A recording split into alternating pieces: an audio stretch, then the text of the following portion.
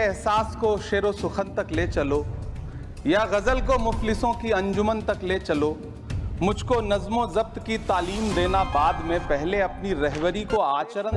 13% teacher हैं जो जी कहते हैं सबका साथ सबका। स्कॉलरशिप आप बंद कर दें। एनसीईआरटी की किताबों में सांप्रदायिकता को परोसा। एनसीईआरटी की जो किताबें हैं उनसे हिंदू मुस्लिम एकता के जो चैप्टर हटाए जा रहे हैं, धर्म को एक दूसरे से अलग रखना।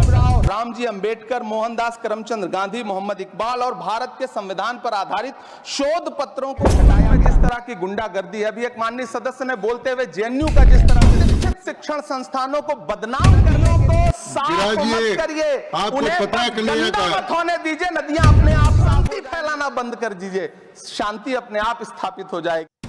वीडियो देखने से पहले आप लोगों को बता देना चाहते हैं कि ये महाराष्ट्र के आईएनसी के सांसद है इमरान प्रताप गढ़ी।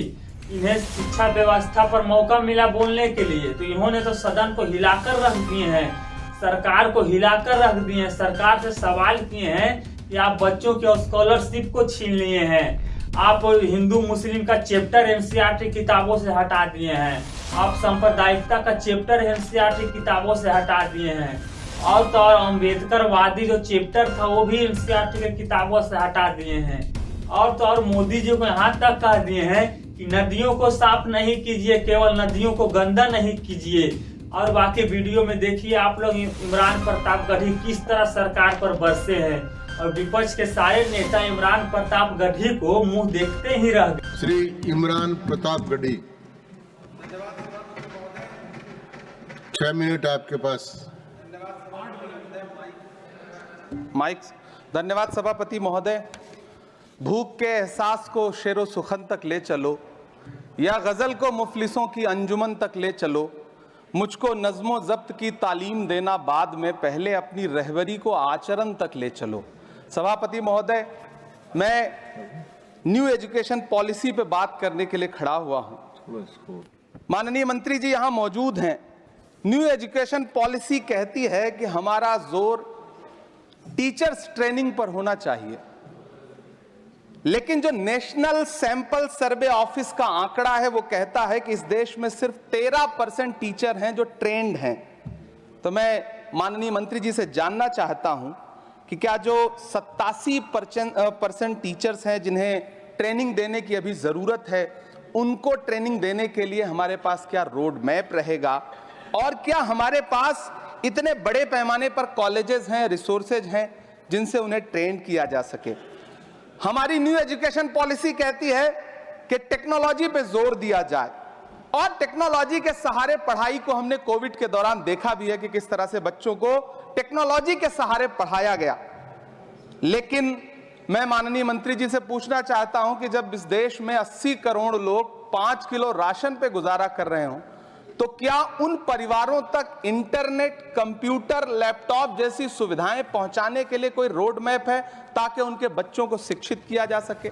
मैं एक बहुत महत्वपूर्ण बात और सभापति महोदय यहां कहना चाहता हूं कि माइनॉरिटी कम्युनिटी से जुड़ा हुआ जो मदरसा एजुकेशन का पैटर्न है, उस पे बहुत गंभीरता से माननीय मंत्री जी से पूछना चाहता हूं कि जो न्यू एजुकेशन पॉलिसी है, कुछ मदरसे ऐसे हैं जिनको सरकार रिकॉग्नाइज करती है, लेकिन कुछ बड़े शिक्षण संस्थान हैं, नदवा और देवबंद जैसे, क्या न्यू एजुकेशन पॉलिसी के कॉन्टेस्ट में आपने इन बड़े संस्थानों से डायलॉग करने का कोई मानक या कोई बातचीत शुरू करने का प्लान बनाया है या नहीं, ये मैं पूछना चाहता हूं। और एक बहुत महत्वपूर्ण बात मंत्री जी से मैं पूछना चाहता हूं कि बहुत सारे माइनॉरिटी इंस्टीट्यूट थे जहां पर स्कॉलरशिप का प्रावधान था, लेकिन आपने मौलाना आजाद नेशनल फेलोशिप को एक झटके में बंद कर दिया। हजारों लाखों छात्र जो उस स्कॉलरशिप के भरोसे अपनी शिक्षा ग्रहण कर रहे थे। एक तरफ प्रधानमंत्री जी कहते हैं सबका साथ सबका विकास, एक हाथ में कंप्यूटर एक हाथ में कुरान, लेकिन जब स्कॉलरशिप आप बंद कर देते हैं तो गरीब तबके से आने वाला अल्पसंख्यक समुदाय के जो बच्चे हैं उनकी शिक्षा व्यवस्था को लेकर के, उनकी शिक्षा को आगे बढ़ाने को लेकर के आपके पास क्या प्लान है? मैं माननीय शिक्षा मंत्री जी यहां पर बैठे हैं, उनसे कहना चाहता हूं कि पूरे देश में, पूरी दुनिया में प्रधानमंत्री जी जाकर के महात्मा गांधी जी की मूर्ति के सामने सर झुकाते हैं, उन्हें फूल चढ़ाते हैं, लेकिन आप ही की सरकार एनआईटी कैलीकट में प्रोफेसर साइजा ए को योजना और विकास विभाग का डीन बना देती है, जो खुल करके कहती हैं कि मेरी नजर में नाथूराम गोडसे तो बहुत महान था। तो आपकी नई एजुकेशन पॉलिसी ये है, इस दिशा में जा रही है। मैं आपके महोदय से, सभापति महोदय, ये कहना चाहता हूं कि किस तरह से एनसीईआरटी की किताबों में सांप्रदायिकता को परोसा जा रहा है। माननीय मंत्री जी, क्या आपके संज्ञान में है कि केंद्रीय हिंदी संस्थान और नीपा जैसे जो संस्थान हैं उसमें अघोषित तौर पर यह कह दिया गया है कि देवनागरी में लिखते हुए जो नुक्ते लगाए जाते थे, जिनको यह कहा जाता है कि वो उर्दू से आते हैं, उनको अघोषित तौर पर रोक दिया है कि नई छपने वाली किसी भी किताब में नुक्ता नहीं लगाया जाएगा। एनसीईआरटी की किताबें छापने वाले, लिखने वाले कई लोगों से मेरी व्यक्तिगत बात हुई, उनका यह कहना था कि हमें ऊपर से आदेश है, हालांकि ऐसा कोई लिखित आदेश नहीं है। तो मैं आपसे जानना चाहता हूं कि यह नुक्ता हटा करके आप देवनागरी भाषा को मजबूत कर रहे हैं या उसे कर्कश और कमजोर बना रहे हैं? यह मेरा माननीय मंत्री जी से अनुरोध है और यह मैं उनसे जानना चाहता हूं। सभापति महोदय, पीएम श्री विद्यालय को लेकर के बहुत बातें हुई। मैं एक चीज कहना चाहता हूं कि गाजीपुर एक जिला है उत्तर प्रदेश में, वहां वीर अब्दुल हमीद विद्यालय है धामूपुर गांव में। पिछले दिनों पीएम श्री कंपोजिट स्कूल का नाम लेकर के उस स्कूल का नाम बदल दिया गया, उसके सहारे भी सांप्रदायिकता परोसने की कोशिश की गई। जब सोशल मीडिया पे बहुत हंगामा खड़ा हुआ, हम सारे लोगों ने आवाज उठाई, तब फिर से बेसिक शिक्षा अधिकारी ने नाम बदल करके पुनः उसका नाम वीर अब्दुल हमीद, जो परम चक्र विजेता हैं, उनके नाम पे करने का काम किया। ये इस योजना के थ्रू भी सांप्रदायिकता को जो परोसने का काम किया जा रहा है, उसको मंत्री जी के संज्ञान में है यह बात या नहीं, और रोकने के लिए क्या काम करेंगे? एनसीईआरटी की जो किताबें हैं उनसे हिंदू मुस्लिम एकता के जो चैप्टर हटाए जा रहे हैं।